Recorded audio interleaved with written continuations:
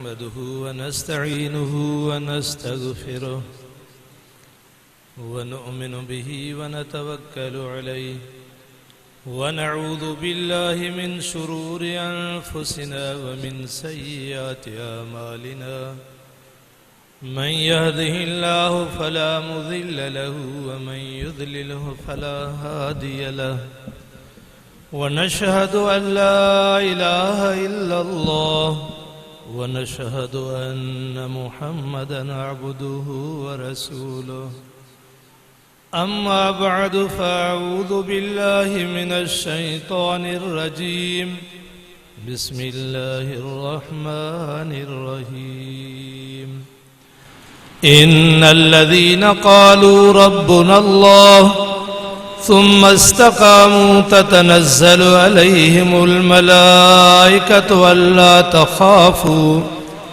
ألا تخافوا ولا تهزنوا وابشروا بالجنة التي كنتم توعدون نحن أولياؤكم في الحياة الدنيا وفي الآخرة ولكم فيها ما تشتهي أنفسكم ولكم فيها ما تدعون نزلا من غفور رحيم صدق الله العظيم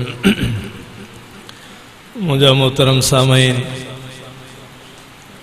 अवां असां सभु जा सभु पंहिंजे रब खे राज़ी करण जे लाइ अल्लाह जे घर में जमो थिया आहियूं।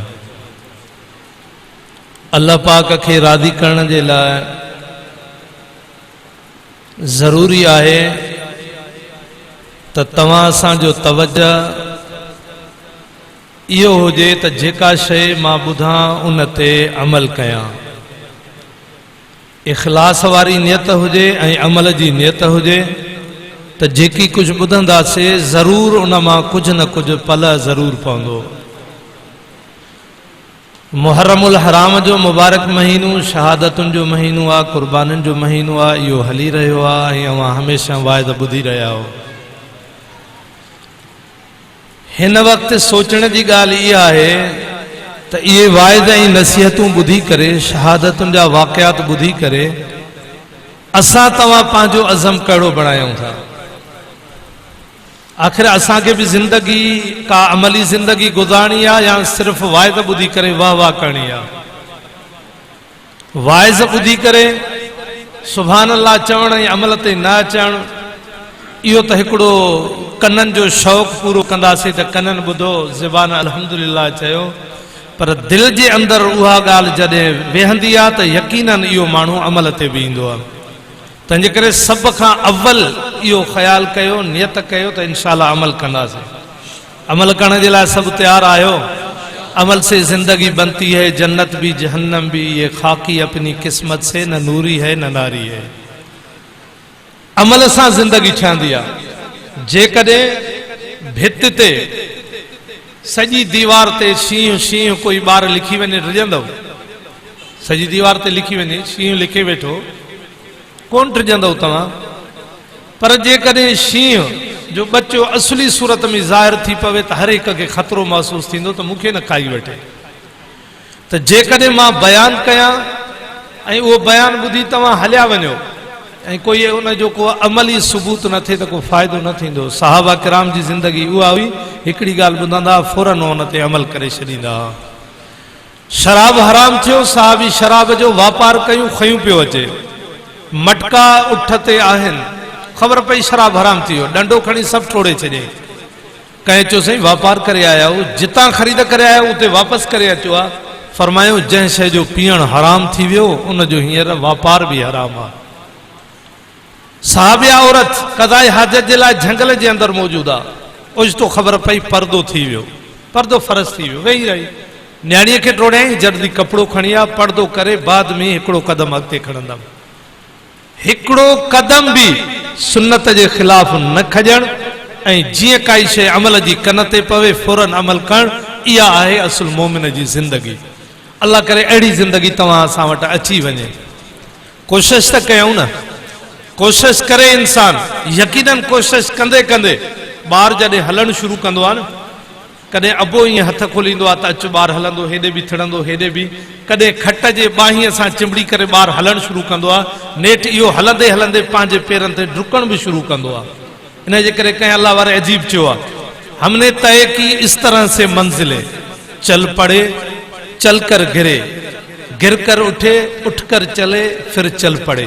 असां हलणु शुरू कयो मंज़िल ते अमली ज़िंदगीअ में, पोइ जॾहिं हलियासीं त कदम विसली पिया, किरी पियासीं। किरण खां पोइ हिकिड़ा माण्हू बुज़दिल थी पवंदा आहिनि, अदा मां मोटर साइकिल नथो हलाए सघां, हिकु दफ़ो ई धकु लॻो आहे। पर जेकॾहिं इहो हिमत कंदो आहे त धक सिखण में लॻंदा आहिनि, वरी थो कयां त इहो काए वेंदो। त असां हलणु शुरू कयोसीं, किरी पियासीं, किरी वरी उथी हलियासीं। जॾहिं हलियासीं त हली पियासीं।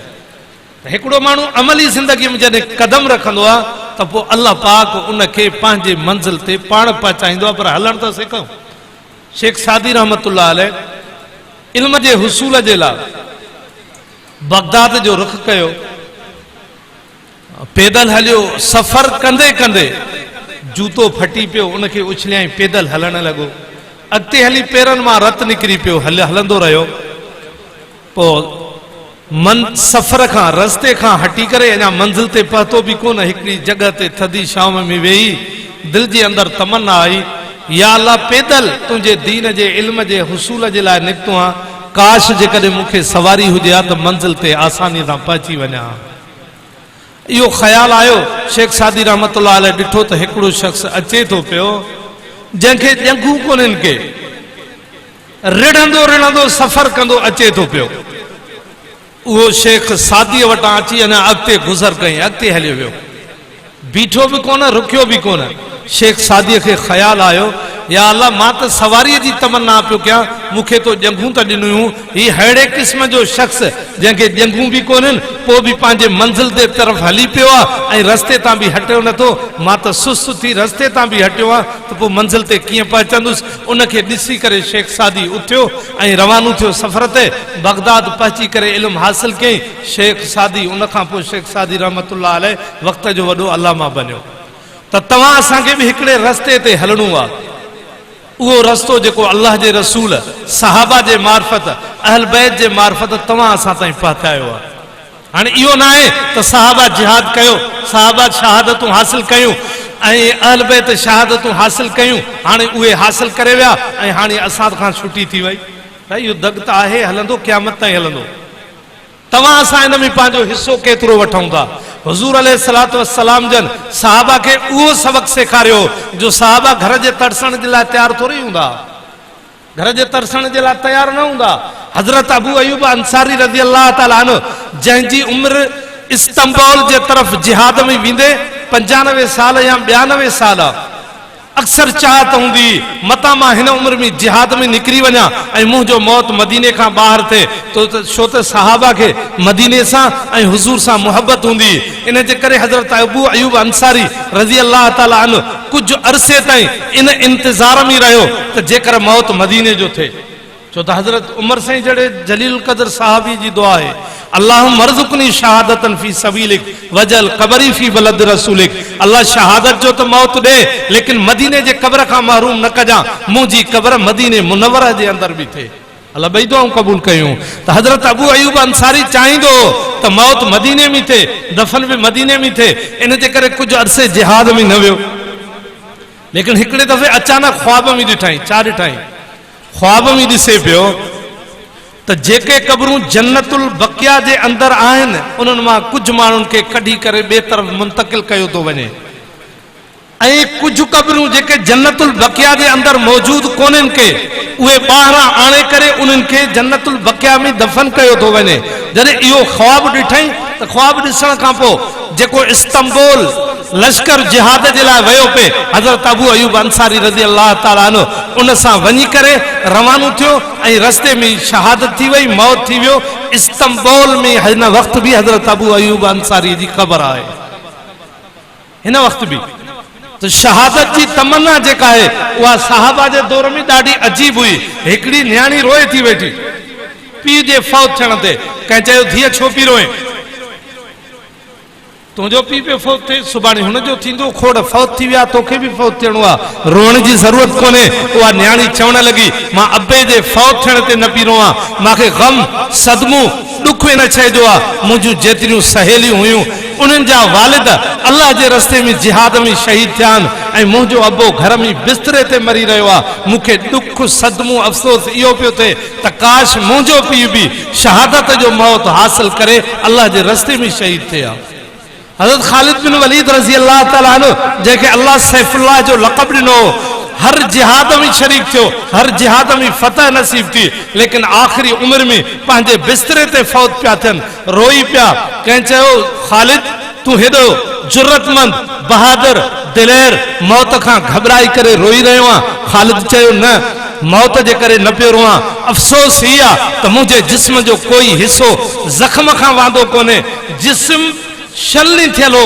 परूण वांगुरु हो जिहादन में शरीक थींदे थींदे हज़रत ख़ालिद बिन वलीद जो जिस्म हर जिस्म ते निशान तीर तलवार जे ज़ख़्म जा हुया चई काश मां कंहिं जिहाद में शहीद न थियुमि अॼु पंहिंजे घर पंहिंजे बिस्तरे ते फौत पियो थियां सदमो ऐं अफ़सोस इहो आहे त शहादत जो मौत नसीब छो न थियो छो न थियो पोइ कंहिं तसली ॾिनी ख़ालिद तोखे ख़बर आहे त छो समझे अथो त छो कंहिं दुश्मन जे मुक़ाबले में अची करे तूं शहीद न थिए छो छा सबब आहे उहो सहाबी चवण लॻो ख़ालिद तोखे लक़ब मिलियो आहे सैफुल्लाह जो माना अल्लाह जी तलवार जेकॾहिं तुंहिंजे मथां कहिड़ो ग़ालिब अची वञे हा तोखे शहीद करे विझे हा त माना अल्लाह जी तलवार टुटी पई न दुनिया जे अंदरि केरु अहिड़ो आहे जेको अल्लाह जे तलवार खे टोड़े सघे तंहिंजे करे तोखे जिहाद जे अंदरि दुश्मन जे हथां शिकस्त मिलणी ई न हुई अल्लाह तोखे हमेशह फतह ॾिनी इन जे करे तूं अॼु पंहिंजे घर जे अंदरि शहादत जे तमन्ना में मरे थो अल्लाह तोखे शहादत जो मौत ॾेई छॾियो सहाबा जी हमेशह इहा शइ हूंदी काश असांखे शहादत जो मौत मिले छो त जिहाद जे अंदरि लड़ंदे उहे पंहिंजी ज़िंदगीअ जी सरफराज़ी सम्झंदा असां तव्हां किथे था कयूं तमन्ना हूंदियूं सहाबा जो लश्कर जॾहिं मदाइन जे फतह ते वञे थो उतां वारनि ॿेड़ियूं हटाए छॾियूं पुल टोड़े छॾियूं जॾहिं सहाबी उते पहुता दरिया खे पार करे यज़्द जर्द जंहिंखे यज़्द गर्द बि चवंदा आहिनि उतां जो जीम ऐं गाफ़ जो फ़र्क़ु हूंदो अरबनि जो के जीलानी चवंदा आहिनि के गीलानी पढ़ंदा आहिनि बादशाही उनजी आहे ईरान ते उनजे दरबार में सहाबी जॾहिं वञनि था खच्चर ते सहाबी सवार आहे मुडी तलवार इगड़ी उनखे वेढ़ियल पंहिंजा कपिड़ा मेरा ऐं फाटल बग़ैर कंहिं झझग जे बग़ैर कंहिंजे रोब ताब क़बूल करण जे उनजे दरबार में वियो खच्चर ते उनजे कालीन खे इन तलवार सां चीरींदे ऐं उनजे तख़्त सां खच्चर खे ॿधी करे कुर्सीअ ॿीअ ते चढ़ी साहबी वेही रहियो दरबार परेशान आहे मखलूक कहिड़ी आहे मुडी तलवार असांजे बादशाह सां गॾु वेही रहियो अमेरिका जेतिरी ताक़त ऐं कुवत उन वक़्तु ईरान जी हुई यज़्द पुछे थो छो आया हो आया इन जे करे आयो त तोसां जिहाद करणो आहे तूं बि मुस्लमान थी तुंहिंजी रैयत बि मुस्लमान थिए वरना मुक़ाबले जे लाइ तयार थी यज़्द चवण लॻो मूंखे तव्हां सां मुक़ाबले जी कहिड़ी ज़रूरत आहे जेकॾहिं तव्हांखे पंहिंजे इलाइक़े में अनाज न पियो मिले त अन्न ॾियण जे लाइ मां तयारु आहियां तव्हांखे कपिड़ा न हुया त कपिड़ा ॾियण जे लाइ मां तयारु आहियां बुख जे करे तव्हां विड़ो छो था सभु कुझु तव्हांखे ॾींदासीं साहबी चवे थो तूं भुलियल आहे या त तूं मुस्लमान थी तुंहिंजी रैयत वरन लड़ंदासीं असांखे कंहिं पैसे जी ज़रूरत कोन्हे कंहिं अन्न जी ज़रूरत कोन्हे असां तोसां मुक़ाबिलो कंदासीं असां सां उहा क़ौम तयारु आहे जेका मौत खे ईअं पसंदि कंदी आहे जीअं तव्हां माण्हू शराब खे पसंदि कंदा हो सुबुह जो लड़ाई थी रुस्तम जहिड़ो पहलवान शिकस्त खाई वियो मरी वियो सहाबा जे हथां ऐं ईरान जे सरज़मीन ते इन्हनि पेट खाली फाटल कपड़नि मुडनि तलवारनि सां सहाबा इस्लाम जो झंडो ईरान जे सल्तनत ते खोड़ियो जिहाद उन्हनि जे घुटनि में भरियल हो असां तव्हां डिॼूं था मौत खां घबरायूं था इन जे करे अॼु दुश्मन जरी ऐं उहो दिलेर ऐं बहादुर आहे मुस्लमाननि खे मारण जे लाइ वरन को ज़मानो हो रूम ऐं ईरान वारा ख्वाबनि में ॾिसंदा उमिरि अची वियो डकी कंदा लर्ज़ंदा हिकड़े मुसलमान का सब घबराइंदा। अज पूरी दुनिया जो मुसलमान कुफ्र जे हथा मार थो खाए सबब इहो आ तवां असां अमली जिंदगी छड़े छड़ी तवां असां दुनिया सां मोहब्बत रखूं था मौत सां नफ़रत रखूं था। इन बीमारी जी अल्लाह जे रसूल अगे बिशारत दे छड़ी सहाबा के फरमायो तवां ते दुश्मन इए कड़कंदा जे दस्तरख्वान ते हिक बे के मानू दावत दींदा असो अचो मानी खाओ। सहाबा अर्ज कियो अल्लाह जा रसूल छा थोड़ा हुंदा से पाण फरमायो तादाद में ज्यादा हुंदो बल्कि तहां जे अंदर हिकड़ी बीमारी अची चुकी हुंदी जेके वहन चेबो आ। अर्ज कियो अल्लाह जा रसूल वहन छाए पाण फरमायो हुब्बु दुनिया व किराहतुल मौत दुनिया सा मोहब्बत मौत का नफरत यह बीमारी तवां जे अंदर अची विंदी दुश्मन तहां ते गालिब अची विंदा। अज असां दुनिया सां मोहब्बत क्यों पिया मौत का घबरायूं पिया। अज जे कदे मुसलमान वरी जिहाद जे लाइ तैयार थी वने त काफर में जुर्रत ना है जो मुसलमान जो वो सामनो करे सके। छा ख्याल आ जिहाद जे लाइ सब तैयार आयो शहादत जे मौत के हासिल करण सब चाहे।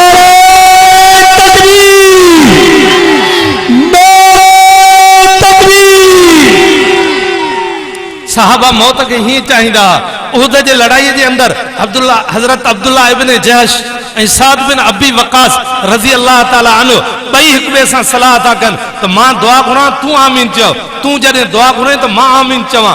हज़रत साद बिन अबी वकास रजी अल्लाह ताला अन्हु दुआ था घुरन या अल्लाह सुबह जो मुंहिंजो मुकाबलो हिकड़े वडे दिलेर बहादुर दुश्मन सां थे जडे हू मूते हमलो करे मां उन ते हमलो कया नेठ मां उन ते गालिब अची वञा ऐं उन के जहन्नम रसीद कया। हजरत अब्दुल्ला आमीन चयो।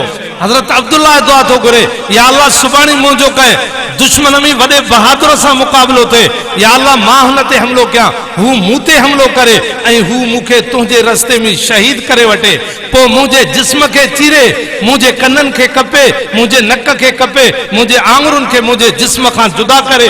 या अल्लाह क़यामत जे ॾींहुं जडे तू मुखा पूछे अब्दुल्ला तुंहिंजो ही हाल छो थियो मां अर्ज करे सगा या अल्लाह तुझे दीन जे खातर इहो मुझो हाल थियो तुझे दीन जे खातर साहबा जी तमन्ना आई। तो साद बिन अबी वकास चंदा तो अब्दुल्ला इब्न जहश जी दुआ मुझे दुआ का 1000 मरतबा वधिक बेहतर हुई। साहबा जी तड़प हुई शहादत जी अल्लाह करे तवां असां के भी शहादत जो मौत नसीब थे। तमन्ना तो कयूं तमन्ना कयूं अल्लाह शहादत जो मौत नसीब करे ऐं इंशाअल्लाह नसीब थी तो जेके तमन्ना हुंदी त इहो अहिड़ो दर्जो आहे जेके शहीद थी विया न उन्हनि खां पुछो त इहो दर्जो कहिड़ो आहे।